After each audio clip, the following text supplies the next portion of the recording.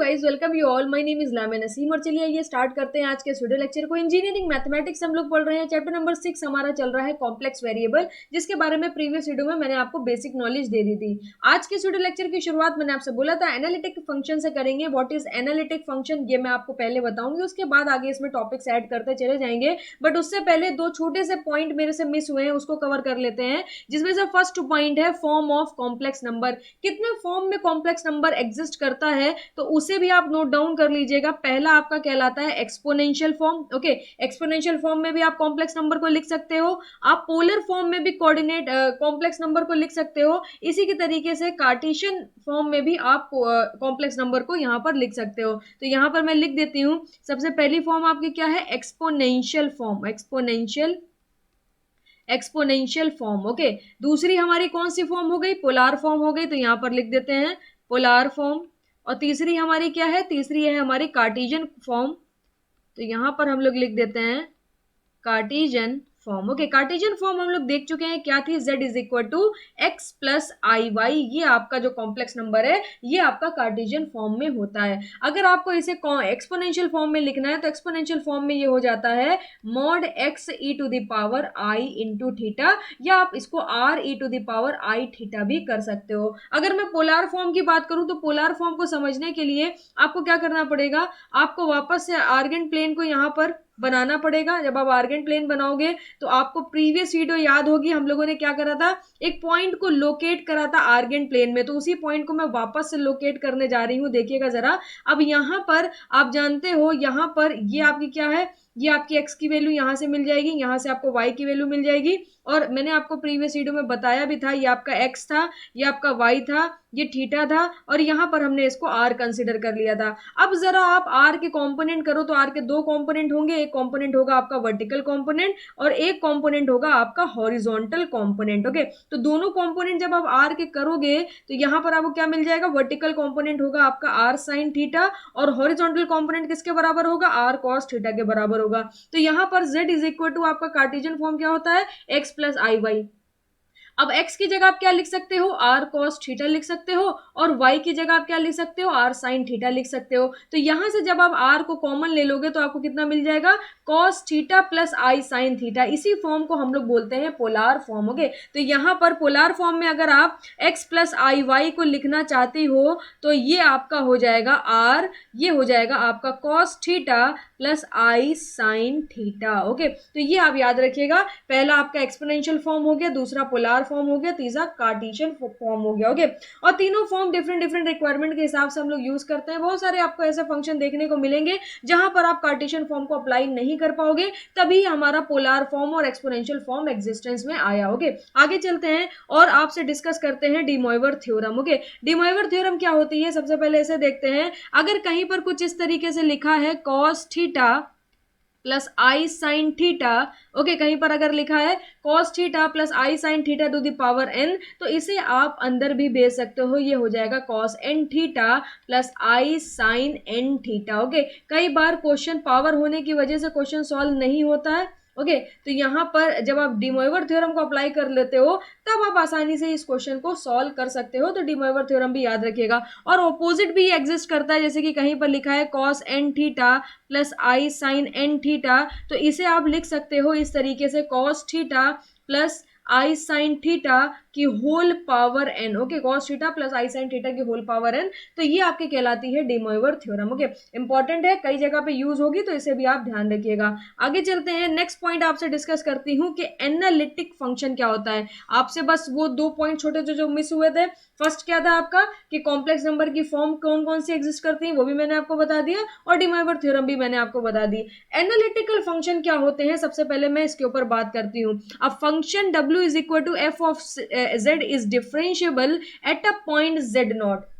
Okay, एक कोई function f of Z है वो डिफरेंशियबल होना चाहिए जेड नॉट पर, और उसके आसपास के जो नेबरहुड पॉइंट्स हैं उस पर भाई वो क्या होना चाहिए? डिफरेंशियबल होना चाहिए। अगर वो डिफरेंशियबल है तो उस फंक्शन को हम लोग बोलते हैं analytic function at z is equal to z not, and this point z not is called as analytic point. मतलब क्या है? किसी भी फंक्शन को हम लोग कब बोलेंगे कि वो एनालिटिक फंक्शन है? अगर सपोज कर लीजिए कहीं पे बहुत सारे पॉइंट इस इस तरीके से कोई रीजन बना लेते हैं और यहाँ पर आपके कई सारे पॉइंट्स एग्जिस्ट कर रहे हैं, ओके। और यहाँ पर कोई एक पॉइंट है z0। अगर कोई फंक्शन इस z0 पर भी डिफरेंशिएबल है और इसके साथ साथ इसके नेबरहुड जितने भी पॉइंट्स हैं उस पर भी डिफरेंशिएबल है, देन उस फंक्शन को हम लोग बोलते हैं कि वो एक एनालिटिक फंक्शन है, ओके। उस फंक्शन को हम लोग बोलेंगे वो एक एनालिटिक फंक्शन है। और अगर कोई फंक्शन आपका एनालिटिक फंक्शन है तो वो डिफरेंशिएबल भी होगा, कॉन्टिन्यूअस भी होगा और उसकी लिमिट भी एग्जिस्ट करेगी। जैसे कि हम लोग कैलकुलस में पढ़ते थे ना कि अगर कोई फंक्शन हमारा डिफरेंशिएबल हुआ तो डिफरेंशिएबल है तो कॉन्टिन्यूअस भी होगा और लिमिट भी उसकी एग्जिस्ट करेगी, बट रिवर्स में और मे नॉट भी एग्जिस्ट, ओके। मतलब क्या है, अगर कोई फंक्शन डिफरेंशिएबल है तो वो कॉन्टिन्यूअस और लिमिट उसकी एग्जिस्ट करेगी, मगर किसी फंक्शन की लिमिट एग्जिस्ट करेगी तो जरूरी नहीं है वो कॉन्टिन्यूअस भी हो या जरूरी नहीं है वो डिफरेंशिएबल भी हो, बट आपका अगर डिफरेंशिएबल है तो कॉन्टिन्यूअस और लिमिट उसकी जरूर डेफिनेटली एग्जिस्ट करेगी। इसी तरीके से अगर आपने चेक कर लिया कोई फंक्शन एनालिटिक है कि नहीं है, फिर आपको कुछ भी चेक करने की जरूरत नहीं है, क्योंकि जो फंक्शन एनालिटिक होगा वो डिफरेंशिएबल भी होगा, वो कॉन्टिन्यूअस भी होगा और उसकी लिमिट भी एग्जिस्ट करेगी, ओके। तो यहां पर आप ये चीज ध्यान रखिएगा। अभी मैं आपको ये भी बताऊंगी कि किस तरीके से चेक करते हैं कि फंक्शन हमारा एनालिटिक है कि नहीं है। तो अभी आपको ये समझ आ गया होगा कि भाई किसी पॉइंट z0 पर आपका फंक्शन डिफरेंशिएबल होना चाहिए और उसके आसपास के जितने भी नेबरहुड पॉइंट्स हैं उस पर भी फंक्शन हमारा क्या होना चाहिए, डिफरेंशिएबल होना चाहिए। अगर ऐसा है तो फंक्शन हमारा एनालिटिक फंक्शन कहलाता है। इसी तरीके से इंटायर फंक्शन हम लोग किसे बोलते हैं, इंटायर फंक्शन को समझिएगा। इंटायर फंक्शन होता है if a function fz is differentiable और analytic at every point in the entire complex plane. मतलब अगर आपके पास कोई प्लेन है, इस तरीके से कोई भी रैंडम प्लेन आप इस तरीके से बना लो, हर एक पॉइंट पर अगर आपका जो फंक्शन है वो डिफरेंशिएबल है और कह सकते हैं वो एनालिटिक है, तो उसको हम लोग बोलते हैं वो हमारा फंक्शन क्या है, इंटायर फंक्शन है। और इसी फंक्शन को हम लोग इंटीग्रेबल फंक्शन भी बोलते हैं, ओके। अब एनालिटिक फंक्शन कौन सा फंक्शन है, किसी पॉइंट z0 पर फंक्शन डिफरेंशिएबल हो और उसके आसपास के नेबरहुड पॉइंट्स पे फंक्शन डिफरेंशिएबल होना चाहिए तो एनालिटिक कहलाएगा। अब यहां पर बात किसकी हो रही है कि आपका जो फंक्शन है f of z वो इंटायर प्लेन में डिफरेंशिएबल और एनालिटिक होना चाहिए। मतलब इसमें से कोई भी पॉइंट ऐसा नहीं होना चाहिए जहां पर आपका फंक्शन डिफरेंशिएबल ना हो, जहां पर आपका फंक्शन एनालिटिक ना हो। हर एक पॉइंट पर, पूरे एंटायर कॉम्प्लेक्स प्लेन में हर एक पॉइंट पर फंक्शन एनालिटिक होना चाहिए, तब हम लोग उस फंक्शन को बोलते हैं कि ये फंक्शन हमारा क्या है, इंटायर फंक्शन है। तो इसकी डेफिनेशन नोट डाउन कर लीजिएगा, डेफिनेशन इनफ है। आपको अगर समझ आ गया इंटायर फंक्शन क्या है तो डेफिनेशन आपके लिए मोर देन इनफ है, और ये सारी चीजें गेट में आती भी रहेंगी, ये सच्चाई है, ओके। आगे चलते हैं, मगर ये समझेंगे तो फिर आगे चीजें समझ आएंगी। आगे चलते हैं और अब बात करते हैं sufficient condition for a function to be analytic. Sufficient condition क्या होगी किसी फंक्शन के एनालिटिक होने की। तो सबसे पहली जो कंडीशन है कि वो दो जो इक्वेशन है, कॉची रीमन इक्वेशन, वो आपकी क्या होनी चाहिए, यहां पर एग्जिस्ट करनी चाहिए। तो मैं यहां पे लिख रही हूं दी टू इक्वेशन, या यहां पे ऐसे लिख देते हैं the two Cauchy Riemann equation will be exist, ओके। सफिशिएंट कंडीशन क्या है कि कॉची रीमन इक्वेशन एग्जिस्ट करेगी। अब ये दो कॉची रीमन इक्वेशन है क्या, पहली इक्वेशन है do u by do x is equal to do v by do y के बराबर होना चाहिए। दूसरी इक्वेशन है do u by do y minus is equal to do v by do x के बराबर होना चाहिए। ये दो इक्वेशन जब तक एग्जिस्ट नहीं करेंगी तब तक हम लोग नहीं कह सकते कि कोई भी फंक्शन आपका एनालिटिक है कि नहीं है। ये जो दो इक्वेशन आपको दिख रही हैं, किसी भी फंक्शन के एनालिटिक होने के लिए ये दो इक्वेशन सेटिस्फाई होनी ही चाहिए। अगर ये दो इक्वेशन सेटिस्फाई नहीं होंगी तो हम बोलेंगे कि हमारा जो फंक्शन है वो एनालिटिक नहीं है। दूसरी कंडीशन क्या है, यहां पर हम लोग सफिशिएंट कंडीशन की बात कर रहे हैं, तो दूसरी कंडीशन है u v u x v x u y, okay. U x v x का मतलब क्या है, इसका partial derivative with respect to x. V x का मतलब क्या है, वी का partial derivative with respect to x. U का partial derivative with respect to y. Not u v y partial derivative of v with respect to y must be continuous, okay. ये हमारे क्या होने चाहिए, कॉन्टिन्यूअस फंक्शन होने चाहिए। तो यहाँ पर अगर कहीं पर आपको इस तरीके से कोई कंडीशन दी हुई है f of z is equal to u plus i v, तो यहां से आपको क्या मिल जाएगा, यहां से आपको u मिल जाएगा, यहां से आपको v मिल जाएगा। u को आपको पार्शियली डिफरेंशिएट करना है विद रिस्पेक्ट टू x और v को आपको पार्शियली डिफरेंशिएट करना है with respect to y। Check करना है अगर ये कंडीशन सेटिस्फाई हो रही है, दोनों इक्वल है, तो फर्स्ट इक्वेशन आपके सेटिस्फाई हो गई, फर्स्ट कॉची रीमन। इसको हम लोग शॉर्ट फॉर्म की अगर मैं बात करूं तो इसको बेसिकली हम लोग सी आर इक्वेशन बोलते हैं। ओके, कॉची रीमन इक्वेशन को हम लोग सी आर इक्वेशन बोलते हैं। इसी तरीके से फिर आप क्या करोगे, u का पार्शियल डिफरेंशिएशन लोगे with respect to y, v का पार्शियल डिफरेंशिएशन लोगे विद रिस्पेक्ट टू f। अब यहां पर पार्शियली क्यों डिफरेंशिएट कर रहे हैं, क्योंकि u इंडिविजुअली एक फंक्शन है जिसमें x भी एग्जिस्ट कर सकता है, y भी एग्जिस्ट कर सकता है। v इंडिविजुअल एक फंक्शन है जिसमें x भी एग्जिस्ट कर सकता है, y भी एग्जिस्ट कर सकता है। और जब हमारे दो वेरिएबल होते हैं तो उस पर्टिकुलर टाइम पर हम लोग क्या करते हैं, पार्शियली डिफरेंशिएट करते हैं, पार्शियल डिफरेंशिएशन का हम लोग यूज करते हैं। तो यहां पर आप minus times of do u by do y is equal to do v by do x, ये अगर दोनों इक्वेशन सेटिस्फाई हो गई, ये दोनों इक्वेशन सेटिस्फाई हो गई, फिर हम क्या करेंगे, u v u x v x u y v y check करेंगे कि ये कॉन्टिन्यूअस है कि नहीं है। और अगर ये दोनों कंडीशन सेटिस्फाई हो जाती हैं देन आपका जो फंक्शन है वो क्या है, एक एनालिटिक फंक्शन है। तब हम लोग बोल सकते हैं कि वो फंक्शन क्या है, एक एनालिटिक फंक्शन है। अब यहां पर नोट करके कुछ फंक्शंस को डायरेक्टली याद रखिएगा, जैसे कि e to the power z हो गया, sin z हो गया, cos z हो गया, sin हाइपरबोलिक z हो गया, cos हाइपरबोलिक z हो गया। और एवरी पॉलिनोमियल, कोई भी पॉलिनोमियल अगर एग्जिस्ट कर रही है तो वो एवरीवेयर डिफाइन होती है, कॉन्टिन्यूअस होती है, डिफरेंशिएबल होती है और एनालिटिक भी होती है हर एक पॉइंट पर। ये जितने भी फंक्शन मैंने इस वक्त आपको लिखवाए हैं, ये मैंने कैलकुलस में भी लिखवाए थे और वहां पर मैंने लिखा था are everywhere defined, differentiable, continuous. अब यहां पर एक पॉइंट मैंने और ऐड कर दिया है, क्या, एनालिटिक ऑल्सो। बाकी सारी चीजें वही हैं, डिफाइन है, कॉन्टिन्यूअस है, डिफरेंशिएबल है, मगर यही फंक्शन आपके एनालिटिक भी होते हैं हर जगह, हर एक पॉइंट पर यहां पर इसकी वैल्यू क्या होती है, एग्जिस्ट करती है। इस वजह से ये हमारे एनालिटिक फंक्शन भी कहलाते हैं। ओके, तो यहां पर ध्यान रखिएगा, e to the power z, sin z, cos z, sin hyperbolic z, cos hyperbolic z and polynomial, कोई भी पॉलिनोमियल होगी वो हर जगह डिफाइन है, कॉन्टिन्यूअस है, डिफरेंशिएबल है और एनालिटिक है हर एक पॉइंट पर। ओके, तो यहां पर आगे चलते हैं और अब मैं आपसे कुछ क्वेश्चन डिस्कस करती हूँ। मैंने आपके लिए काफी अच्छे क्वेश्चंस निकाले हैं, तो मैं एक एक करके आपको क्वेश्चन लिखवाती हूँ, साथ में हम लोग करते चलते हैं। ओके, तो देखिएगा first question, the function f of z, the function f of z is equal to x square minus y square plus 2xy। Okay, तो यहां पर ये बोल रहा है कि ये ऑप्शन भी मैं आपको लिख देती हूं। फर्स्ट ऑप्शन बोल रहा है कि ये डिफरेंशिएबल है, डिफरेंशिएबल एट 0,0। ओके, 0,0 पे डिफरेंशिएबल है। ऑप्शन बी आपको दिया हुआ है analytic at 1,-4। Okay, option c देखिएगा दे रहा है एनालिटिक एट एवरी पॉइंट। अब यहां पर थर्ड ऑप्शन दिया हुआ है analytic at every point. Okay, हर एक पॉइंट पर एनालिटिक होंगे, या ऑप्शन डी आपका हो जाएगा नॉट एनालिटिक, नॉट एनालिटिक। तो यहां पर आपको चेक करना है कि इसमें से कौन सा ऑप्शन आपका करेक्ट है। तो ये तो आप तभी इस बात पे टिप्पणी कर पाओगे जब आप यहां पर क्या करो, सीआर इक्वेशन को यहां पर चेक करो, क्योंकि यहां पर अगर आप यू को देखोगे, जैसे कि यहां पर आपका ये यू दिया हुआ है, ओके, ये आपका u दिया हुआ है और i के साथ जो होगा वो आपका v होगा, तभी तो u प्लस आई वी की आपकी फॉर्म जनरेट होगी ना।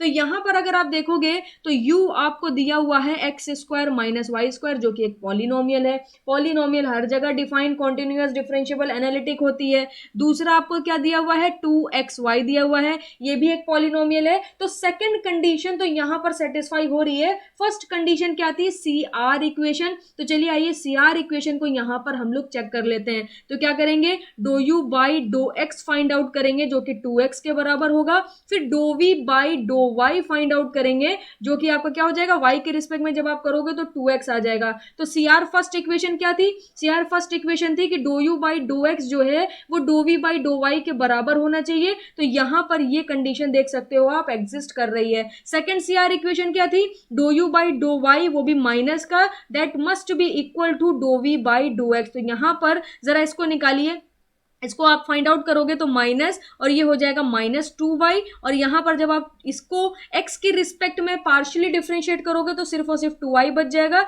तो 2y is equal to 2y हो जाएगा। इट मीन्स यहां पर क्या है, यहां पर दोनों ही CR इक्वेशन यहां पर क्या हो रही है, सेटिस्फाई हो रही है। इट मीन्स यहां पर क्या होगा, ये आपका एनालिटिक फंक्शन होगा। ओके, एनालिटिक फंक्शन होगा और हर एक पॉइंट पर एनालिटिक होने वाला है। हर एक पॉइंट पर एनालिटिक क्यों होने वाला है, क्योंकि दोनों ही इक्वेशन यहां पर सेटिस्फाई हो गई हैं। तो यहां पर आप देखोगे ऑप्शन ए गलत होगा, ऑप्शन बी भी गलत होगा, ऑप्शन सी आपका करेक्ट होगा, और एनालिटिक तो ये है तो नॉट एनालिटिक भी आपका क्या होगा, ऑप्शन गलत हो जाएगा। इसके साथ साथ जो भी अभी मैंने आपको यहाँ पर क्वेश्चन कराया, कई बार ऐसा होगा कि यहाँ पर आपको कार्टेशियन फॉर्म ना देके पोलार फॉर्म दे देगा, तो उस केस में आप क्या करोगे वो भी आप लिख लिए जरा। यहां पर सेकंड आप पोलार फॉर्म में भी लिख लीजिएगा। पोलार फॉर्म में अगर आपको कभी चेक करना पड़ गया तो पोलार फॉर्म में CR इक्वेशन क्या होती है, ये आपकी होती है do u by do r is equal to 1/r do v by do theta. Okay, do v by do theta एक इक्वेशन आपकी ये होती है। दूसरी इक्वेशन होती है do u by do theta is equal to minus r do v by do r. Okay, तो दूसरी आपकी ये होती है पोलार इक्वेशन। तो आप इन दोनों ही इक्वेशन को नोट डाउन कर लीजिएगा। अगर आपको पोलार फॉर्म में कभी दे के पूछता है कि भाई ये एनालिटिक फंक्शन है कि नहीं है, तो भी आप यहाँ पर इस गिवन इक्वेशन से चेक कर सकते हो। सेकंड कंडीशन आपकी सेम होने वाली है। आगे चलते हैं, एक और क्वेश्चन मैं इसके ऊपर कराती हूँ। ये क्वेश्चन आपका कंप्लीट हो गया है। अब हम लोग क्वेश्चन नंबर 2 को डिस्कस करते हैं। क्वेश्चन नंबर 1 हमारा कंप्लीट हो गया। देखिएगा,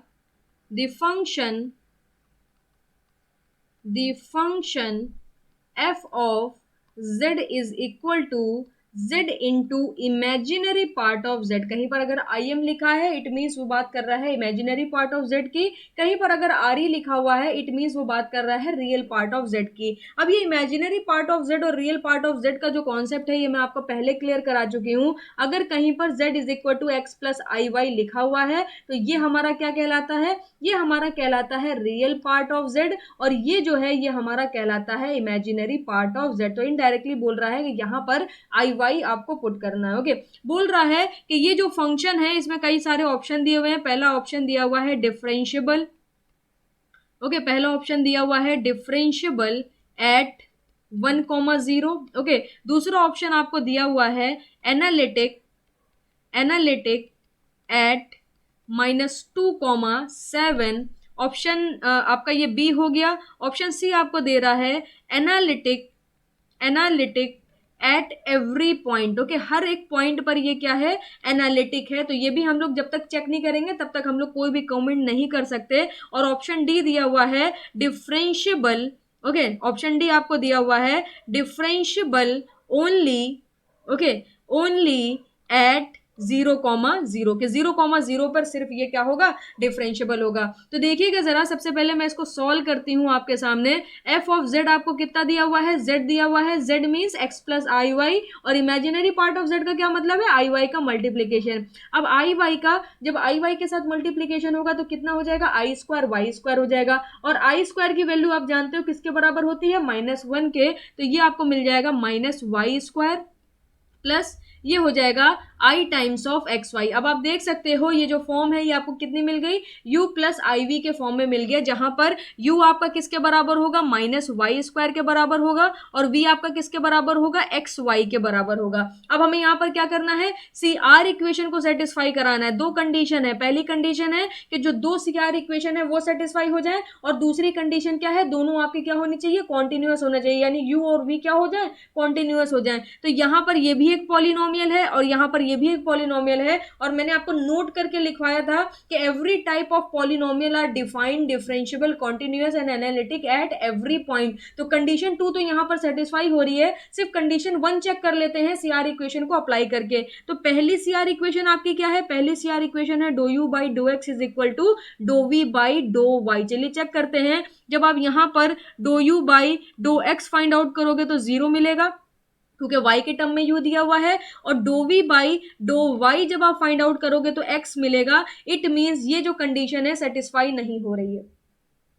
यहाँ पर सीआर की 2 इक्वेशन है, एक इक्वेशन आपकी सेटिस्फाई नहीं हुई है। अब सीआर की अगर मैं दूसरी इक्वेशन की बात करूं, ओके, सीआर की अगर मैं दूसरी इक्वेशन की बात करूं तो दूसरी इक्वेशन आपकी क्या है? दूसरी इक्वेशन है minus do u by do y is equal to do v by do x. तो यहाँ पर minus do u by do y जब आप फाइंड आउट करोगे तो ये किसके बराबर हो जाएगा? माइनस 2y मिलेगा, और माइनस ऑलरेडी रखा है तो आपको 2y मिल जाएगा। इसी तरीके से do v by do x जब आप फाइंड आउट करोगे तो इसको x के रिस्पेक्ट में जब आप पार्शियली डिफरेंशिएट करोगे तो आपको y मिल जाएगा। इसका मतलब सेकंड सीआर इक्वेशन भी आपकी सेटिस्फाई नहीं हो रही है, दोनों ही इक्वेशन आपकी सेटिस्फाई नहीं हो रही है। इट मींस एनालिटिक तो नहीं होगा एट एवरी पॉइंट वाली बात, ये गलत है। Analytic at -2,7। देखिए यहाँ पर अगर आप यहाँ पर जो आपको वैल्यू मिली है x की जगह -2 भी अगर आप पुट कर दोगे तब भी आपकी जो फर्स्ट सीआर इक्वेशन है ये सेटिस्फाई नहीं होने वाली, जब तक x 0 ना हो जाए। अगर यहाँ पर x 0 हो गया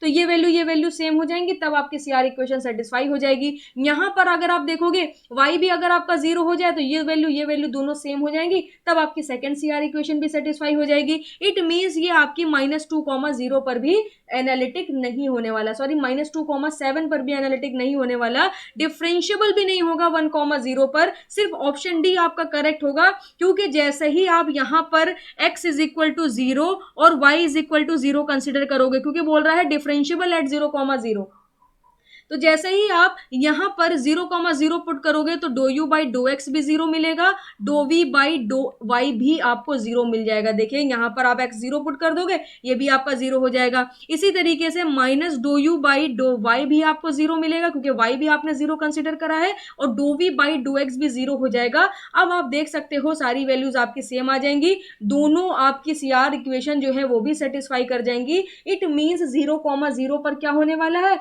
ये डिफरेंशिएबल होने वाला है, और अगर ये 0,0 पर डिफरेंशिएबल है तो ये 0,0 पर ही सिर्फ और सिर्फ एनालिटिक होगा। तो ऑप्शन में आपका एनालिटिक तो नहीं पूछा है, आपसे पूछा है डिफरेंशिएबल ओनली एट 0,0, तो जी हाँ ये आपका डिफरेंशिएबल होगा ओनली एट 0,0। अगर डिफरेंशिएबल एट ओनली एट 0,0 की जगह लिख देता एनालिटिक ओनली एट 0,0 तो भी आपका क्या होता? करेक्ट होता, क्योंकि एवरी पॉइंट पर तो एनालिटिक ये नहीं है, -2,0 पर भी एनालिटिक नहीं है, 1,0 पर डिफरेंशिएबल भी नहीं है, सिर्फ 0,0 एक ओनली ऐसी कंडीशन यहां पर एग्जिस्ट कर रही है जिसपे ये फंक्शन डिफरेंशिएबल भी है और एनालिटिक भी है।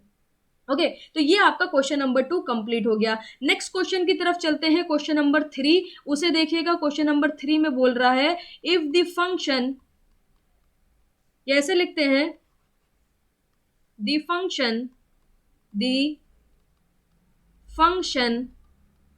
f of z is equal to z bar. Okay z bar का मतलब क्या है? ये z का कॉन्जुगेट रखा हुआ है। z हमारा होता क्या है? x प्लस आई वाई होता है। अगर z हमारा x प्लस आई वाई है तो z बार कितना होगा? x माइनस आई वाई के बराबर होगा। तो आपको ऑप्शन दिया हुआ है, ऑप्शन ए बोल रहा है डिफरेंशिएबल। ओके आपको ऑप्शन ए में बोल रहा है डिफरेंशिएबल एट, एक बार ऑप्शन चेक कर लेती हूँ, 0,0। ऑप्शन बी में आपसे क्या बोल रहा है? Analytic at 1,7। Okay option C में आपसे क्या बोल रहा है?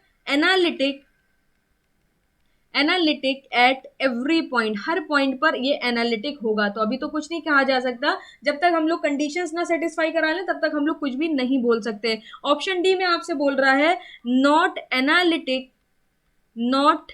Analytic and differentiable okay, not analytic and differentiable, ना ही एनालिटिक है ना ही डिफरेंशियबल है एट एवरी पॉइंट, यानी किसी भी पॉइंट पर ना ही एनालिटिक है ना ही ये क्या है डिफरेंशियबल है। तो इसे अगर आपको चेक करना है तो आपको क्या करना पड़ेगा, सारी चीजों को यहाँ पर सेटिस्फाई कराना पड़ेगा। जैसे कि आपको दिया हुआ है f of z is equal to x minus i y. Okay, तो यहाँ पर u आपको कितना दे रहा है, x दे रहा है, v आपको कितना दे रहा है, माइनस y दे रहा है। सबसे पहले आप u और v को चेक करो, डेफिनेटली ये क्या है, कॉन्टिन्यूअस है क्योंकि ये एक पॉलिनोमियल है। इसी के साथ साथ यहाँ पर हम लोग सी आर इक्वेशन को अप्लाई करते हैं। जब आप यहाँ पर सी आर इक्वेशन को अप्लाई करोगे तो सी आर इक्वेशन क्या है, do u by do x is equal to do v by do y, ये पहली सी आर इक्वेशन हो गई। दूसरी सी आर इक्वेशन क्या है, minus do u by do y is equal to do v by do x. सारी values को find out करिए और चेक करिए, जब आप do u by do x निकालोगे तो ये मिलेगा 1, और जब आप do v by do y निकालोगे तो ये मिलेगा -1। इसका y के रिस्पेक्ट में -1, इसका x के रिस्पेक्ट में 1। तो यहाँ पर first C R equation satisfy नहीं हो रही है। नेक्स्ट देखिए, do u by do y minus का that will be equal to 0 and do v by do x is equal to, ये भी आपका 0 हो जाएगा। तो second C R equation satisfy हो रही है, मगर हमारी कंडीशन के दोनों सी आर इक्वेशन सेटिस्फाई होनी चाहिए। तो यहां पर ये इक्वेशन आपकी सेटिस्फाई नहीं हो रही है। तो आप ऑप्शन देखोगे तो एनालिटिक 1,7 पे नहीं है, एनालिटिक आपका हर पॉइंट पे तो एनालिटिक है ही नहीं, 0,0 पर भी डिफरेंशियबल नहीं होगा। उसका रीजन ये है क्योंकि यहाँ पर आपका कांस्टेंट टर्म मिला है। इससे पहले वाले क्वेश्चन में 0,0 की पॉसिबिलिटी बनी ही इसलिए थी क्योंकि चारों के चारों जो डेरिवेटिव थे, पार्शियल डेरिवेटिव जो थे, वो आपके इन टर्म्स ऑफ एक्स आए थे या तो 0 आए थे, कोई भी कांस्टेंट वैल्यू नहीं आई थी। तो जैसे ही हमने एक्स और वाई को 0 पुट करा तो सारे के सारे डेरिवेटिव सेम हो गए थे और सीआर इक्वेशन को सेटिस्फाई कर गए थे। बट यहाँ पर ऐसा पॉसिबल नहीं होगा क्योंकि ये भी आपका एक कांस्टेंट टर्म है, ये भी आपका कांस्टेंट टर्म है। अब इन दोनों कांस्टेंट टर्म में आप क्या कर सकते हो, कुछ भी नहीं करा जा सकता। इसका मतलब क्या है, ये जो फंक्शन आपको दिया हुआ है ये ना ही आपका एनालिटिक है ना ही डिफरेंशियबल है एट एवरी पॉइंट, क्योंकि यहां से कोई भी ऐसी पॉसिबिलिटी नहीं बनती, कोई भी ऐसा पॉइंट नहीं बनता जिसको हम लोग पुट करके सीआर इक्वेशन को सेटिस्फाई करा पाए, क्योंकि सारी की सारी वैल्यूज यहां पर कांस्टेंट आ गई है। 1 -1 0 0 सब के सब आपकी कांस्टेंट आ गई है। तो यहां पर याद रखिएगा z बार आपका जो है ये एक स्टैंडर्ड फंक्शन है, ये आपका आगे भी डायरेक्टली यूज होगा। तो f of z is equal to z bar को ध्यान रखिएगा कि ये क्या है, एक नॉट एनालिटिक फंक्शन। ओके, एक नॉट एनालिटिक फंक्शन है। आगे एक क्वेश्चन मैं कराऊंगी जिसमें मैं डायरेक्टली ये वाला यूज करने वाली हूँ। नेक्स्ट क्वेश्चन देखिएगा, क्वेश्चन नंबर 4 की तरफ चलते हैं। ओके, 3 क्वेश्चन कंप्लीट कर लिए हैं और जितने भी क्वेश्चन मैं आपको करा रही हूँ ये मोर देन इनफ है। एनालिटिक फंक्शन के क्वेश्चन ऐसे ही बिल्कुल इजी आते हैं, मैं फिर भी एक लेवल अप करा रही हूँ, इससे भी लेवल आप लो कर लो, उस तरीके के क्वेश्चन आपसे पूछे जाते हैं। और फंक्शन एनालिटिक है कि नहीं है, सिर्फ सीआर इक्वेशन आपको सेटिस्फाई करानी होती है। कई बार आपसे कह देता है कि फंक्शन हमारा एनालिटिक है, अब सीआर इक्वेशन लगा के आपसे कुछ वैल्यू पूछ लेगा। जैसे कि फॉर एग्जांपल मैं आपको दिखाती हूं, बोल रहा है the function f of z is equal to, यहां पर आपको दे रहा है, एक क्वेश्चन है मेरे पास इससे related, x square plus a y square plus i, okay, b x y is the complex analytic function. Okay, ये आपसे बोल रहा है ये आपका कॉम्प्लेक्स एनालिटिक फंक्शन है, आप चेक करने की जरूरत नहीं है। ओके, कॉम्प्लेक्स एनालिटिक फंक्शन, तो बोल रहा है फाइंड द वैल्यू ऑफ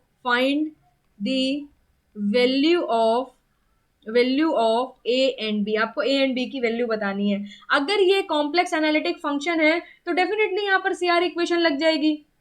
ये किसका काम कर रहा है, ये आपका u का काम कर रहा है। ये किसका काम कर रहा है, ये v का काम कर रहा है। फर्स्ट सीआर इक्वेशन क्या है, do u by do x is equal to do v by do y। जरा अप्लाई करिए, जब आप इसको x के रिस्पेक्ट में पार्शियली डिफरेंशिएट करोगे तो ये मिल जाएगा 2x इज इक्वल टू, जब आप इसको पार्शियली डिफरेंशिएट करेंगे विद रिस्पेक्ट टू y तो आपको मिल जाएगा bx। तो यहां से आपको b की वैल्यू किसके बराबर मिल जाएगी, 2 के बराबर मिल जाएगी। This is your final answer. इसी तरीके से सेकेंड सीआर इक्वेशन क्या है, do u by do y, वो भी नेगेटिव में, is equal to do v by do x। तो जब आप इसको पार्शियली डिफरेंशिएट करोगे विद रिस्पेक्ट टू y तो ये हो जाएगा माइनस का 2ay, और इसको जब आप x के रिस्पेक्ट में पार्शियली डिफरेंशिएट करोगे तो by मिल जाएगा, y से y कैंसिल आउट हो जाएगा, b की वैल्यू 2 पुट कर देंगे तो 2 से 2 कैंसिल आउट हो जाएगा और a की वैल्यू कितनी मिल जाएगी, -1। It means a is equal to -1 आपको मिलेगा और b इज इक्वल टू 2 मिलेगा। This is your final answer.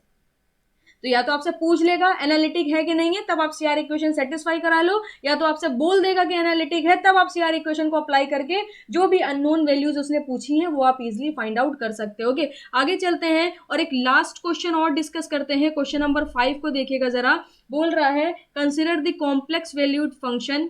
Okay, consider the complex valued function. Okay, consider the complex valued function f of z is equal to 2 times of z cube plus b times of mod z whole cube. Okay, यहाँ पर बोल रहा है find the value of b for which the function find the value of b for which the function okay आपसे क्या बोल रहा है, for which the function f of z is the analytic function. Okay, is the analytic function. आपसे पूछ क्या रहा है, आप समझ गए होंगे, आपसे पूछ रहा है कि बी की किस वैल्यू पर ये जो फंक्शन दिया हुआ है एफ ऑफ जेड ये एनालिटिक होगा। तो यहां पर अगर आप z क्यूब को ऑब्जर्व करोगे तो z क्यूब क्या है, एक पॉलिनोमियल है, एक पॉलिनोमियल है। तो पॉलिनोमियल आप जानते हो हर जगह डिफाइन है, डिफरेंशिएबल है, कॉन्टिन्यूअस है और क्या है, एनालिटिक है। तो यहां पर अगर f ऑफ z को एनालिटिक बनाना है तो ये वाला टर्म भी आपका क्या होना चाहिए, एनालिटिक होना चाहिए, और ये वाला टर्म भी आपका एनालिटिक होना चाहिए। अगर ये दोनों टर्म्स एनालिटिक हो गए तो f ऑफ z आपका एनालिटिक हो जाएगा। तो यहां पर z क्यूब तो आपको पता है कि एनालिटिक फंक्शन है, मॉड z क्यूब को आपको क्या करना पड़ेगा, मॉड z क्यूब को आपको चेक करना पड़ेगा। तो मॉड z क्यूब को आप इस तरीके से लिख सकते हो, mod z into mod z square, और मॉड z स्क्वायर किसके बराबर होता है, z डॉट z बार, और z बार अभी आपने चेक करा था ये क्या था, नॉट एनालिटिक। तो अगर आपका मॉड z एनालिटिक नहीं है तो ये भी क्या होगा, नॉट एनालिटिक होगा। अब आपको क्या करना है, आपको फंक्शन को तो एनालिटिक बनाना है, f ऑफ z को तो एनालिटिक बनाना है। तो यहां पर b को क्या कर दें, b को 0 कर दें, क्योंकि ये टर्म अगर आपका 0 हो गया तो सिर्फ और सिर्फ एनालिटिक फंक्शन बनेगा, और ये एनालिटिक फंक्शन होगा तो f ऑफ z भी आपका क्या हो जाएगा, एनालिटिक हो जाएगा। तो यहां पर याद रखिएगा, for which the function f of z is the analytic then the value of b must be 0, क्योंकि जब तक b आपका 0 नहीं होगा तब तक ये नॉट एनालिटिक फंक्शन यहां से वैनिश नहीं होगा, और हमें ये हटाना है क्योंकि f ऑफ z हमें एनालिटिक बनाना है। तो आई होप आपको यहाँ पर ये सारे के सारे क्वेश्चन समझ आए होंगे। टोटल 5 क्वेश्चंस मैंने कराए हैं, 5 क्वेश्चन आप अपने एंड से भी कंप्लीट करिए, ये सारे क्वेश्चन नोट डाउन करिए अपनी नोटबुक में।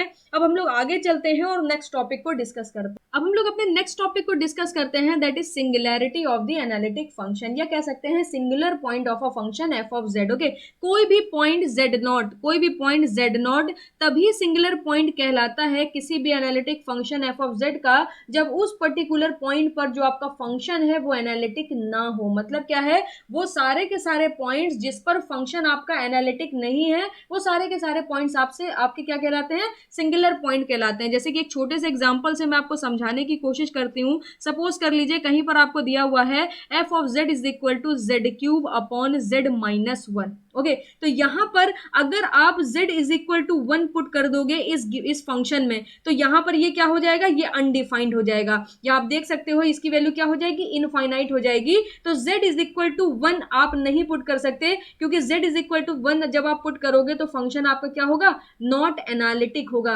क्योंकि z इज इक्वल टू 1 पे ये फंक्शन क्या है, डिफरेंशिएबल ही नहीं है। और एनालिटिक होने की कंडीशन क्या है, z नॉट पे फंक्शन डिफरेंशिएबल होना चाहिए, उसके नेबरहुड पॉइंट्स पे भी डिफरेंशिएबल होना चाहिए। तो यहां पर z is equal to z is equal to 1 पर जो आपका फंक्शन है वो क्या है, नॉट एनालिटिक है। इसका मतलब z इज इक्वल टू 1 आपका क्या कहलाएगा, ये आपका क्या है, सिंगुलर पॉइंट है। मतलब समझ रहे हैं कि सिंगुलर पॉइंट कौन से पॉइंट को बोलते हैं, वो सारे के सारे पॉइंट्स जिस पर फंक्शन आपका एनालिटिक नहीं हो रहा है, एनालिटिक नहीं है, वो सारे के सारे पॉइंट्स आपके कहलाएंगे सिंगुलर पॉइंट। एक और एग्जांपल से समझने की कोशिश करिएगा।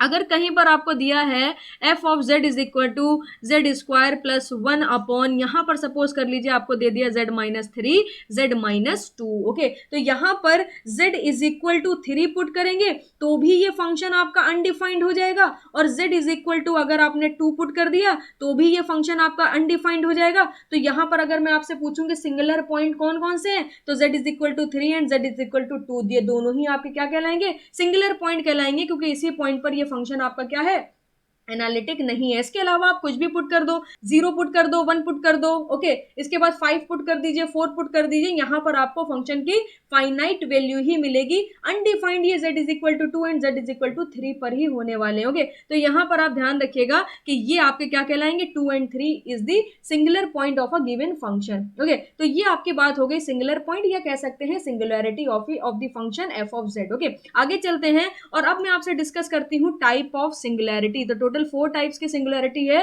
First one is the isolated singularity. Okay, isolated singularity. Second हमारा क्या है, रिमूवेबल सिंगुलैरिटी। थर्ड हमारा क्या है, इसेंशियल सिंगुलैरिटी। एंड फोर्थ हमारा कहलाता है पोल्स। ओके, तो यहां पर समझने की कोशिश करिएगा, एक एक करके सब सारी चीजें समझाते हैं। आइसोलेटेड का मतलब क्या है, आइसोलेटेड का मतलब है अकेला, ओके, सिंगल। तो वो सारे के सारे पॉइंट्स मतलब जैसे कि अगर मैं कोई रीजन यहाँ पर कंसिडर करूं इस तरीके से, सपोज कर लीजिए, और कुछ पॉइंट्स मैं यहाँ पर कंसिडर कर लेती हूँ। सपोज कर लीजिए मैंने यहाँ पर 3 पॉइंट्स कंसिडर कर लिए, तो ये 3 पॉइंट्स पर तो फंक्शन आपका क्या है, अनडिफाइंड है। मगर इसके अलावा अगर आप कोई अनदर पॉइंट्स को पुट करते हो तो उस पर फंक्शन आपका एनालिटिक है। मतलब क्या है, इन 3 पॉइंट्स पर सिर्फ और सिर्फ इन 3 पॉइंट्स पर फंक्शन आपका एनालिटिक नहीं है। इन तीनों पॉइंट्स को अगर आप छोड़ दो तो इसके बाद बचे हुए जितने भी पॉइंट्स हैं उस सब पर फंक्शन आपका क्या होगा, एनालिटिक होगा। इस तरीके की सिंगुलैरिटी को हम लोग बोलते हैं आइसोलेटेड सिंगुलैरिटी। जैसे कि यहां पर अगर आप इस सिंगुलैरिटी को देखोगे तो सिर्फ 2 एंड 3 पर फंक्शन एनालिटिक नहीं है, उसके अलावा सारे के सारे पॉइंट्स पर फंक्शन एनालिटिक है। तो ये सिंगुलैरिटी आपकी कहलाती है आइसोलेटेड सिंगुलैरिटी। ये आपकी एक भी हो सकती है, ये अनेक भी हो सकती है। बट अनेक का मतलब क्या है, जो काउंटेबल हो, जिसे हम काउंट कर सके। इनफाइनाइट नहीं होनी चाहिए, फाइनाइट होनी चाहिए। ओके, तो यहां पर 2 भी हो सकती हैं, 3 भी हो सकती हैं, 1 भी हो सकती है, 5 भी हो सकती है, बट वो काउंटेबल होगी। और हम जानते होंगे कि भाई 1 to 5 पर एग्जिस्ट नहीं करेगा, यानी 1 to 5 पर फंक्शन आपका एनालिटिक नहीं होगा। बट 1 to 5 को छोड़ के बाकी सारे पॉइंट्स पर फंक्शन एनालिटिक है, then this type of singularity is called as isolated singularity. Okay, इसी तरीके से रिमूवेबल सिंगुलैरिटी की अगर मैं बात करूं तो यहां पर वो सिंगुलैरिटी जिससे रिमूव किया जा सकता है। ओके, जो रिमूवेबल है वो सारी सिंगुलैरिटी आपकी कहलाती है रिमूवेबल सिंगुलैरिटी। या हम कह सकते हैं कोई भी फंक्शन अगर z is equal to z naught पर हम लोग चेक कर रहे हैं कि वो आपका फंक्शन एनालिटिक है कि नहीं है, तो अगर आपका कोई भी फंक्शन f ऑफ z है, उसकी limit z tends to z naught पर एग्जिस्ट कर रही है, उसकी लिमिट आपकी एग्जिस्ट कर रही है और फाइनाइट है, तब हम लोग बोलेंगे कि ये आपकी क्या है, रिमूवेबल सिंगुलैरिटी है। और इसेंशियल सिंगुलैरिटी कौन सी सिंगुलैरिटी होगी, वो सिंगुलैरिटी जिससे हम रिमूव नहीं कर सकते, जो आपके फंक्शन में रहेगी ही रहेगी, उसे हम लोग परमानेंटली रिमूव नहीं कर सकते। रिमूवेबल का मतलब क्या है, रिमूव करा जा सकता है। आइसोलेटेड का मतलब है कुछ पॉइंट्स को छोड़ के बाकी पॉइंट्स पर फंक्शन एनालिटिक होगा, वो पॉइंट्स गिने जा सकते हैं। बट एसेंशियल सिंगुलैरिटी की बात करें तो यहां पर एसेंशियल सिंगुलैरिटी का मतलब है कि इस पर्टिकुलर केस में जो आपकी लिमिट होगी z tends to z naught f of z, ये आपकी क्या होगी,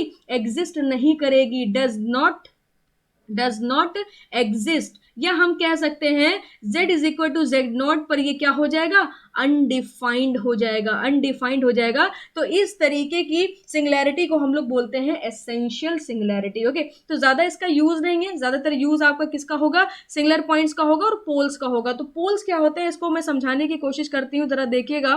पोल्स, ओके, पोल्स हमारे क्या कहलाते हैं, जरा देखिएगा। A point, not if, a point z is equal to z naught is said to be, z is equal to z naught is said to be, okay, is said to be pole of order m। Okay, बात समझिएगा, अभी सारी चीजें आपको clear हो जाएंगी। अब point z is equal to z naught, उसको हम लोग कब पोल बोलेंगे, of order m, when limit z tends to z naught, z minus z naught to the power m, f of z will be finite, okay, ये आपका finite होगा and ये limit आपकी क्या होगी, एग्जिस्ट करेगी। तो हम लोग बोलेंगे कि z नॉट क्या है, पोल है जिसका ऑर्डर m है। मतलब क्या है, एक छोटे से एग्जांपल से समझने की कोशिश करिएगा। सपोज कर लीजिए आपको कोई एक फंक्शन दिया हुआ है f of z is equal to z square upon z minus one whole square. Suppose कर लीजिए आपको इस तरीके से दिया हुआ है, ओके। तो यहाँ पर आपको क्या चेक करना है कि पोल क्या है इसका और पोल का ऑर्डर क्या है। तो यहाँ पर जरा देखिएगा, limit z tends to, okay, limit z tends to कितना हो जाएगा, z नॉट, यहाँ पर z नॉट दे रहा है 1, तो ये हो जाएगा limit z tends to 1 z minus 1, okay, z minus 1 to the power m क्या है, जो इसकी पावर है वही यहाँ पर पावर हो जाएगी, यहाँ पर हो गया। और f ऑफ z आपको कितना दे रहा है, z square upon z minus 1 whole square. यहाँ पर m की वैल्यू भी डायरेक्टली पुट कर देते हैं, ये होल स्क्वायर हो जाएगा। तो यहाँ से आप क्या करोगे, यहाँ से ये और ये आप कैंसिल आउट कर दोगे और लिमिट पुट कर दोगे z इज इक्वल टू 1, तो आपको 1 मिल जाएगा। इट मीन्स ये आपकी क्या है, ये आपकी एक फाइनाइट वैल्यू है और लिमिट भी आपकी एग्जिस्ट कर रही है। अगर यहाँ पर ऐसा करने के बाद ये एक फाइनाइट वैल्यू मिल रही है और लिमिट एग्जिस्ट कर रही है, इट मीन्स यहाँ पर पोल क्या होगा, पोल आपका होगा 1, जिसका ऑर्डर कितना होगा, ऑर्डर 2 हो जाएगा, okay. z is equal to 1 whole, z minus 1 whole square यहाँ पर कंसिडर करा है ना, तो 1 क्या होगा, 1 इस फंक्शन का पोल होगा और जिसका ऑर्डर कितना होगा, जितनी उसकी पावर होगी वही उसका ऑर्डर कहलाता है, ऑर्डर हो जाएगा 2। इसी तरीके से एक छोटे से एग्जाम्पल से और समझने की कोशिश करिएगा। अगर कोई फंक्शन दिया हुआ है f of z is equal to z plus 1 upon यहाँ पर दिया हुआ है z माइनस 2 और z plus 3 whole square, okay. Suppose कर लीजिए आपको यहाँ पर कोई एक फंक्शन दिया है, अब आपको पोल चेक करना है। तो पोल तो देखिए आप डायरेक्टली निकाल सकते हो, ये जो डिनोमिनेटर दे रहा है इस डिनोमिनेटर को इक्वल टू 0 कर दीजिए, z की जितनी वैल्यू होंगी वो आपका पोल कहलाता है। अब यहाँ पर जरा देखिएगा, अगर आपको चेक करना है कि ये पोल है कि नहीं है, तो सबसे पहले आपको क्या करना है, सबसे पहले आपको एक एक करके ब्रैकेट चेक करने पड़ेंगे। तो सबसे पहले देखिएगा, मैं करूंगी limit z tends to 2, okay, और ये क्या हो जाएगा, z minus 2 power 1 f of z। तो f ऑफ z आपका क्या होगा, तो f ऑफ z, अब इस केस में f ऑफ z आपका हो जाएगा z plus 1 upon z plus 3 whole square और यहाँ पर हो जाएगा z माइनस 2, ओके। तो यहाँ पर पुट कर दीजिए z plus 1 upon z minus 2 और z plus 3 whole square, okay. तो यहाँ से आप ऑब्जर्व कर सकते हो z माइनस 2 से z माइनस 2 कैंसिल आउट हो जाएगा। अब जब आप लिमिट पुट करोगे तो 2 लिमिट जैसे ही आप पुट करोगे तो यहाँ 3 मिल जाएगा और यहाँ 25 मिल जाएगा। ये आप देख सकते हो फाइनाइट है और लिमिट एग्जिस्ट कर रही है, इसका मतलब z इज इक्वल टू 2 आ गया, ओके। तो पोल हमारा क्या होगा, पोल हमारा 2 होगा, पोल हमारा क्या होगा, 2 होगा। और इसका ऑर्डर कितना होने वाला है, ऑर्डर यहाँ पर आप देख सकते हो, ऑर्डर आपका 1 होने वाला है। अब आप चेक कर सकते हो, यहाँ पर सेम केस बना सकते हो, यहाँ पर आ जाएगा z माइनस 3 होल स्क्वायर, फिर z माइनस 3 से z माइनस 3 कैंसिल आउट हो जाएगा, तो एक आपको अनदर पोल मिलेगा माइनस 3 और जिसका ऑर्डर कितना होगा, ऑर्डर आपका होने वाला है 2, क्योंकि यहाँ पर आप देख सकते हो स्क्वायर रखा हुआ है।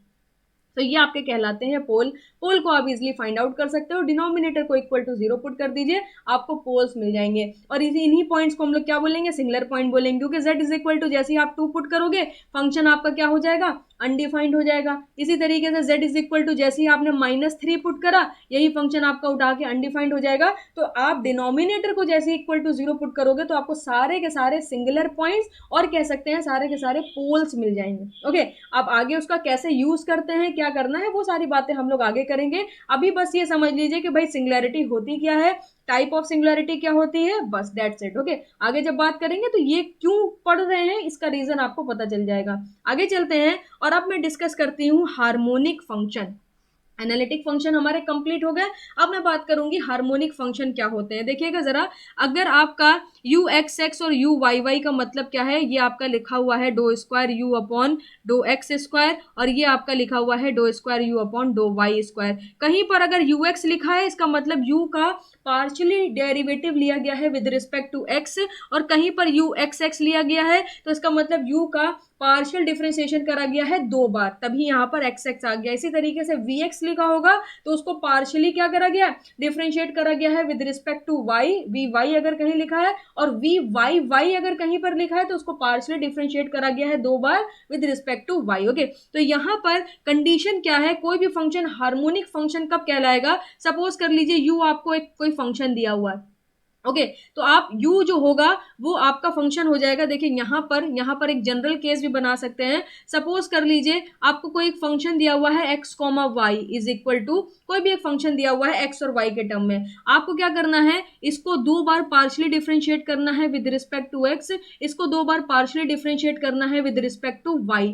अब यहाँ पर जब आप इसको चेक करोगे, जब इसको ऐड करोगे, ऐड करने के बाद अगर आपको वैल्यू 0 मिल रही है, इट मीन्स जो ये फंक्शन होगा ये आपका क्या होगा, एक हार्मोनिक फंक्शन होगा। मतलब क्या है, एक बार फिर से मैं समझाने की कोशिश करती हूँ। ये जो स्टेटमेंट लिखा हुआ है इस स्टेटमेंट को आप नहीं नोट करिएगा, मैं आपको एक जनरल स्टेटमेंट लिखवा देती हूँ जिससे आप और बेहतर तरीके से समझ सकते हो। सपोज कर लीजिए if f of x comma y are continuous function. Okay suppose कर लीजिए f of x comma y एक कॉन्टिन्यूअस फंक्शन है, तो जब आप इसका डबल डेरिवेटिव लोगे विद रिस्पेक्ट टू एक्स और इसका पार्शली डबल डेरिवेटिव लोगे विद रिस्पेक्ट टू वाई, अगर दोनों को ऐड करने पर वैल्यू 0 आ रही है, इट मीन्स क्या है, ये एक हार्मोनिक फंक्शन है। जैसे एनालिटिक फंक्शन को चेक करने की कंडीशन थी कि सीआर इक्वेशन सेटिस्फाई करनी चाहिए और u v u x u y v x v y जो है वो आपके एक कॉन्टिन्यूस फंक्शन होने चाहिए। इसी तरीके से हार्मोनिक फंक्शन की कंडीशन क्या है कि वो इस इक्वेशन को सेटिस्फाई करें। अगर इस इक्वेशन को सेटिस्फाई करते हैं तो वो एक हार्मोनिक फंक्शन होंगे। क्या इसको हम लोग दूसरे टर्म में कह सकते हैं, ये इक्वेशन बेसिकली आपकी कौन सी इक्वेशन है, लाप्लास इक्वेशन है। तो जो भी फंक्शन लाप्लास इक्वेशन को सेटिस्फाई करते हैं वो हार्मोनिक फंक्शन कहलाते हैं। ओके जो भी फंक्शन लाप्लास इक्वेशन को सेटिस्फाई करते हैं वो आपके क्या कहलाते हैं, हार्मोनिक फंक्शन कहलाते हैं। अब हार्मोनिक कॉन्जुगेट फंक्शन कौन कौन से होते हैं उसके बारे में मैं आपको बताती हूँ। देखिए जैसे कि अगर आपको कहीं पर दिया हुआ है f of z is equal to u plus i v, okay u plus i v, तो यहां पर हम लोग यू को बोलते हैं u is a harmonic conjugate. Okay u को हम लोग क्या बोलेंगे, हार्मोनिक कॉन्जुगेट ऑफ वी, या हम लोग कह सकते हैं v is a harmonic conjugate of you.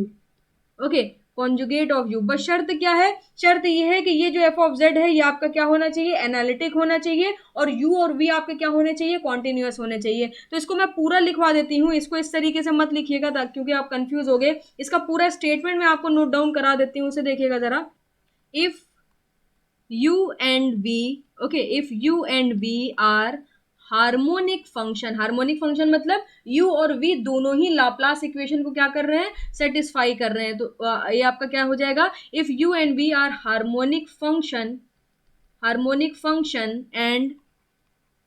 and u plus iv is also analytic, okay is also analytic, then u or v is the harmonic conjugate function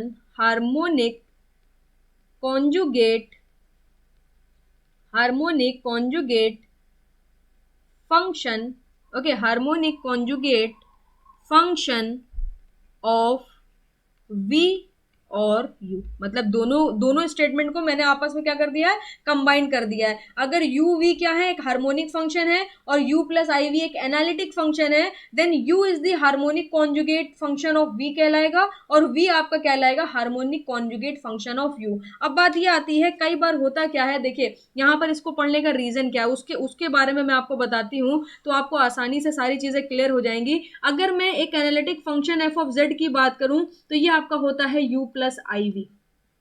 कई बार आपको u दे देता है और आपसे पूछता है कि v बताओ, या कई बार ऐसा होता है आपको v दे देता है और आपसे पूछता है u बताओ। तो आपको किस तरीके से, क्या मेथड अप्लाई करके, u गिवन है तो आपको v कैसे फाइंड आउट करना है, v गिवन है तो u कैसे फाइंड आउट करना है, वो मैं बताने जा रही हूँ, जरा ध्यान दीजिएगा। अगर आपको u गिवन है, ओके यहाँ पर मैं लिख देती हूँ इफ u इज गिवन, अगर आपको u जो है वो गिवन है, देन v जो, अब जब आप कैसे निकालोगे, v आप निकालोगे dv is equal to do v by do x into d x plus do v by do y into d y. Okay ये आपका क्या हो गया, v का पार्शियल डिफरेंशिएशन हो गया। अब यहां पर अगर आप CR इक्वेशन को अप्लाई करोगे, देखिएगा जरा, अप्लाई CR इक्वेशन। तो सी आर इक्वेशन क्या कहती है कि do u by do x की जगह आप क्या लिख सकते हो, do v by do y लिख सकते हो, या do v by do y की जगह do u by do x लिख सकते हो,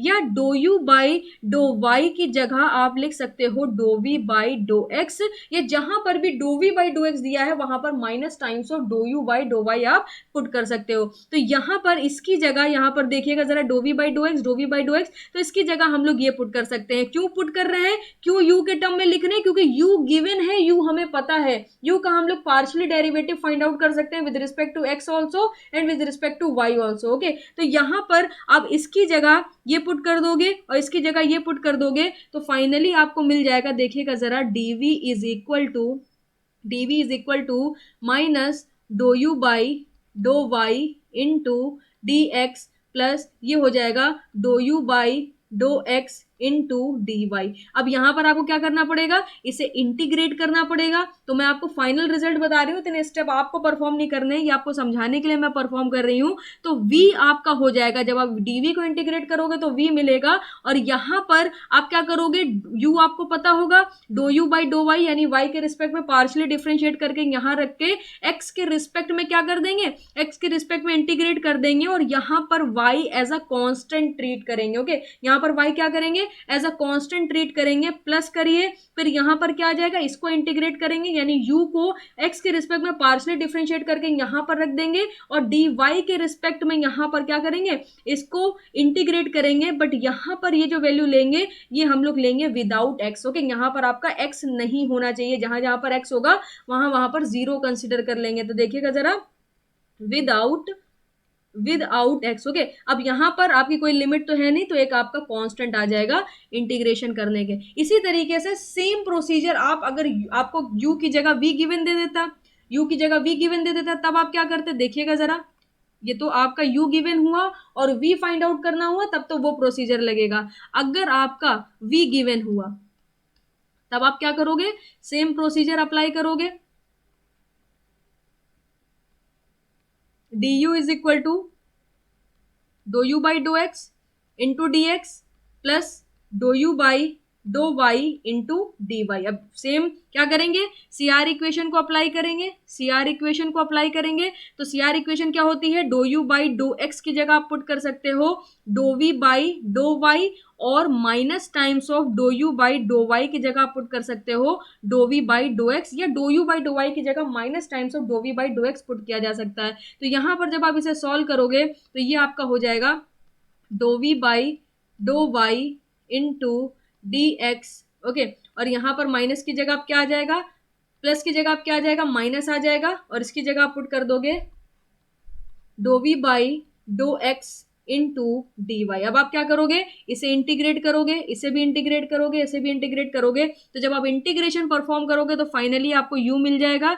u is equal to integration, v आपको गिवन होगा, इसका y के रिस्पेक्ट में पार्शियली डिफरेंशिएट करके यहां रख देंगे, यहां पर y as a constant treat करेंगे, माइनस इंटीग्रेशन, आपको v पता होगा, इसको x के रिस्पेक्ट में पार्शियली डिफरेंशिएट करके यहां पर रख देंगे, y के रिस्पेक्ट में करेंगे, और यहां पर क्या होगा, विदाउट x। ओके, ये वैल्यू आपकी विदाउट x होने वाली है। अभी क्वेश्चन में अप्लाई करके दिखाएंगे तो सब आपको समझ आ जाएगा। तो अगर v गिवन है तो u आप इससे निकाल सकते हो, अगर आपको v गिवन है तो u आप डायरेक्टली इससे निकाल सकते हो, और अगर आपको u गिवन है तो v आप डायरेक्टली इससे फाइंड आउट कर सकते हो।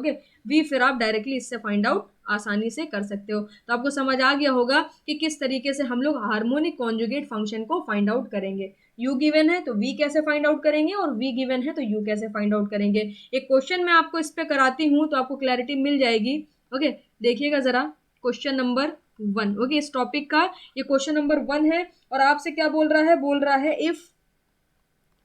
If f of z is equal to u plus i v. Okay, बोल रहा है if f of z is equal to u plus i v is a analytic function, analytic function. Okay, ये condition भी है कि u plus i we क्या होना चाहिए, एनालिटिक फंक्शन होना चाहिए, और बोल रहा है and v is equal to, ये दे रहा है आपको x cube minus 3xy square. देख सकते हो आपको यहाँ पर v गिवन है, बोल रहा है then it's harmonic conjugate function u is, okay, v का हार्मोनिक कॉन्जुगेट फंक्शन क्या होगा, u होगा। तो आपसे बोल रहा है कि u की वैल्यू बता दो। कैसे बताएंगे, देखिएगा जरा, डायरेक्ट फॉर्मूला आप अप्लाई कर सकते हो, क्योंकि आपको v गिवन है, तो यहां पर u किसके बराबर हो जाएगा, integration y as a constant, okay. अब मैं आपको दिखाती हूं, यहाँ पर do v by do y रखेंगे, तो इसको जब आप y के रिस्पेक्ट में पार्शली डिफरेंशिएट करोगे तो कितना मिल जाएगा, 3 2 6 6xy, और यहाँ पर dx के रिस्पेक्ट में आप क्या करोगे, इसको इंटीग्रेट करोगे। फिर यहाँ पर क्या करेंगे, माइनस का साइन लगाएंगे, माइनस का साइन दिया हुआ है, माइनस का साइन लगाइए, इंटीग्रेशन, यहाँ पर आप क्या करो, do v by do x निकालो। तो जब आप do v by do x निकालोगे, देखिएगा जरा, जब आप do v by do x निकालोगे तो ये आपका आ जाएगा 3x² माइनस 3y²। तो यहाँ पर विद आउट एक्स लेना है ना, विद आउट एक्स, तो विदाउट एक्स जब आप लोगे तो ये टर्म तो आपका जीरो हो जाएगा, सिर्फ और सिर्फ बच जाएगा -3y², और ये किसके रिस्पेक्ट में इंटीग्रेट होना है, dy के रिस्पेक्ट में, तो यहाँ पर मैंने dy पुट कर दिया। अब जरा इसको आप सॉल्व करो, y as a constant treat करो, x का जब आप यहाँ पर इंटीग्रेशन करोगे x² डिवाइडेड बाई 2 मिलेगा, 3 से जब आप कैंसिल आउट करोगे तो ये आपको मिल जाएगा 3 यहाँ पर कितना हो जाएगा, एक सेकेंड, यहाँ पर हो जाएगा -3x²y, ओके, 3x²y,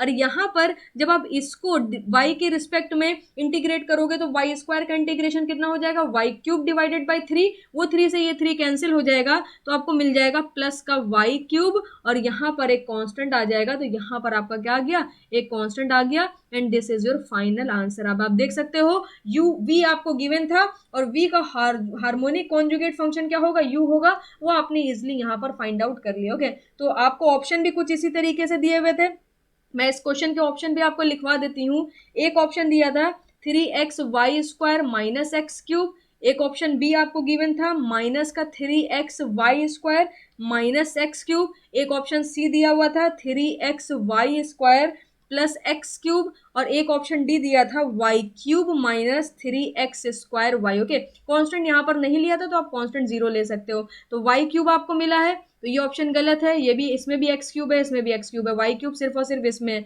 दूसरा टर्म क्या है, -3x² मिला है, -3x² मिला है, ऑप्शन डी आपका करेक्ट था। ऑप्शन भी नोट डाउन कर लिएगा तो आपको क्वेश्चन करने में थोड़ी सी आसानी होगी। ओके, नेक्स्ट क्वेश्चन की तरफ चलते हैं, क्वेश्चन नंबर 2 देखिएगा, इसी के ऊपर है। क्वेश्चन नंबर 2 में आपसे बोल रहा है, the real part of the analytic function, the real part of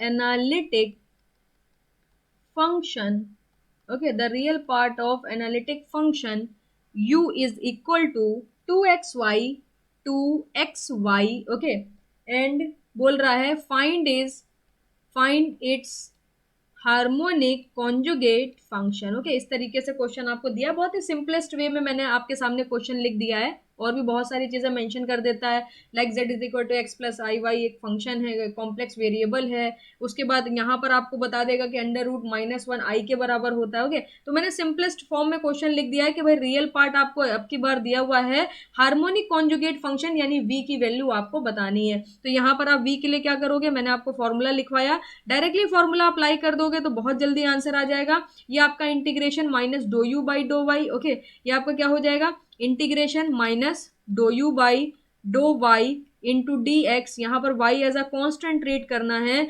plus integration do v by do x, okay, do v by do x, not do v by do x, आपको u given है, आपको v find out करना है ना, तो यहाँ पर हो जाएगा do u by do x into d y, okay, do u by do x into d y plus constant, और यहाँ पर हमें क्या लेना है, विदाउट एक्स लेना है, तो यहाँ पर देखिएगा जरा, v is equal to integration, जब आप इसको y के रिस्पेक्ट में पार्शियली डिफरेंशिएट करोगे तो कितना मिल जाएगा, माइनस का 2x dx मिल जाएगा, y है नहीं, एज अ कॉन्स्टेंट ही ट्रीट करना है, और जब आप इसको x के रिस्पेक्ट में करोगे तो ये कितना मिल जाएगा, इंटीग्रेशन, ये आपको मिल जाएगा 2y dy, ओके, तो यहाँ पर भी x नहीं है तो विदाउट x की कोई नीड नहीं है। जब आप इसको सॉल्व करोगे तो ये v की वैल्यू आपको किसके बराबर हो जाएगी, x² बाई 2 से 2 कैंसिल हो जाएगा तो माइनस का x² मिलेगा, प्लस यहाँ पर भी y के रिस्पेक्ट में जब आप y का इंटीग्रेशन करोगे y² डिवाइडेड बाई 2 मिलेगा, इस 2 से कैंसिल आउट हो जाएगा तो y² हो जाएगा plus constant, so this is your final answer. तो आप देख सकते हो कि किस तरीके से क्वेश्चन सॉल्व होता है। अब आता क्या है नेक्स्ट टॉपिक हमारा, अब आपसे पूछ लेता है कि एनालिटिक फंक्शन बनाओ। आपको यू दे देगा, अभी तक आपको यू दिया, वी पूछ लिया, इट्स ओके, हम लोगों ने आसानी से फाइंड आउट कर लिया। आपको वी दिया, यू पूछ लिया, तब भी हमें पता था हमें कैसे सॉल्व करना है। अब आपको यू दे देगा या वी दे देगा और आपसे पूछेगा कि एनालिटिक फंक्शन बताओ कि किस तरीके से एनालिटिक फंक्शन बनाएंगे। तो उसके लिए हम लोग यूज करते हैं मिलनेज मेथड का या construction of the analytic function का। इसी मेथड को हम लोग मिलनेज मेथड के बोलते हैं, मिलनेज थॉम्सन मेथड भी बोलते हैं। तो आप दोनों लिखना चाहो तो लिख सकते हो। ओके, तो यहां पर हम लोग करते क्या है, सबसे पहले देखिएगा जरा, अगर u गिवन है, प्रोसीजर देख लीजिए, प्रीवियसली जो करा है बस उसी में ही एक स्टेप ऐड करेंगे। If u is given, if u is given then find v। Okay, अगर u गिवन है तो v आप फाइंड आउट कर लोगे, अभी मैंने आपको प्रोसीजर बताया। अब एनालिटिक फंक्शन होता क्या है, एनालिटिक फंक्शन होता है u plus i v. Okay, तो ये फॉर्म बना लीजिए, यहां पर u मिल जाएगा, यहां पर v मिल जाएगा। Now put in equation. Okay, जब आप u और v को यहां पुट करोगे तो आपको f ऑफ z जो मिलेगा वो इन टर्म्स ऑफ x और y मिलने वाला है। आपको एनालिटिक फंक्शन चाहिए इन टर्म्स ऑफ z, तो now put in equation x is equal to z। जहां जहां पर x होगा वहां वहां पर z पुट कर दीजिएगा और जहां जहां पर y होगा वहां वहां पर 0 पुट कर दीजिएगा। इसी तरीके से अगर आपको u v दिया हुआ है, ओके, u की जगह अगर आपको v गिवन है, इफ v इज गिवन, उस केस में आप क्या करोगे, देन फाइंड u। अब आपको पता है कि u कैसे फाइंड आउट करना है, अभी मैंने दोनों ही आपको निकाल के दिखा दिए हैं। फिर आप क्या करोगे, इक्वेशन बनाओगे, analytic equation u plus i v. जो आपकी u की वैल्यू आएगी वो आप यहां पुट कर दोगे, जो v की वैल्यू आएगी वो पुट कर दोगे। फिर आप क्या करोगे, now put in equation x is equal to z and y is equal to 0। जैसे ही आप x is equal to z और y is equal to 0 put करोगे आपको एनालिटिक इक्वेशन मिल जाएगी। एक क्वेश्चन कर लेते हैं इसके ऊपर, तो आपको क्लैरिटी मिल जाएगी। आपसे क्वेश्चन में बोल रहा है, देखिएगा जरा, u is equal to x cube minus 3x y square, x cube minus 3x y square plus 3x square plus 3x square minus 3y square plus 1। आपको u दिया हुआ है, is a real part of analytic.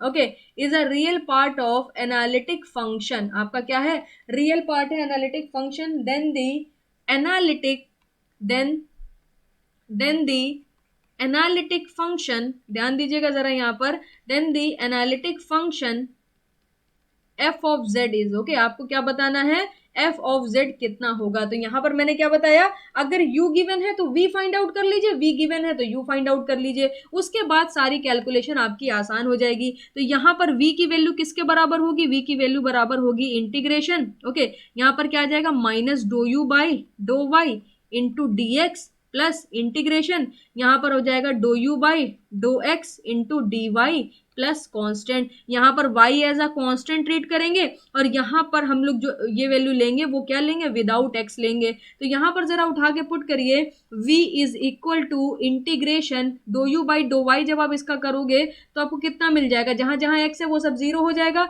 ये आपको मिल जाएगा 6xy। Okay, तो यहां पर पुट कर देते हैं, माइनस बाहर रहने दीजिए, माइनस का 6xy मिलेगा, ये 0 हो जाएगा और यहां पर मिलेगा माइनस का 6y। That's it. इसको हमें dx के रिस्पेक्ट में इंटीग्रेट करना है as a y constant. Plus कर दीजिए, इंटीग्रेशन का साइन लगाइए, एक बार चेक कर लेते हैं v में हमारा प्लस का साइन था या माइनस, u में माइनस था और v में क्या था, v में आपका पॉजिटिव साइन था। ओके, तो पॉजिटिव रहेगा, यहाँ पर सारी चीजें सही है।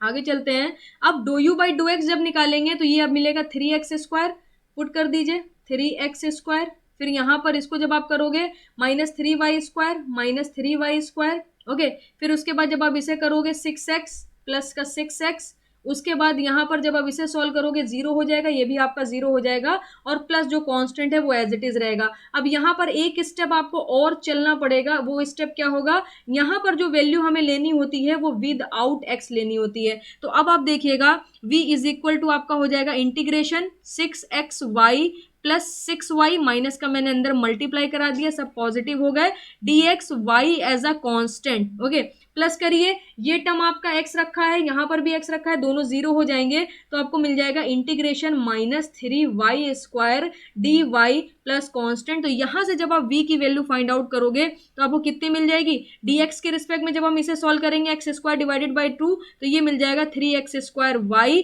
Plus 6xy minus y³ plus constant.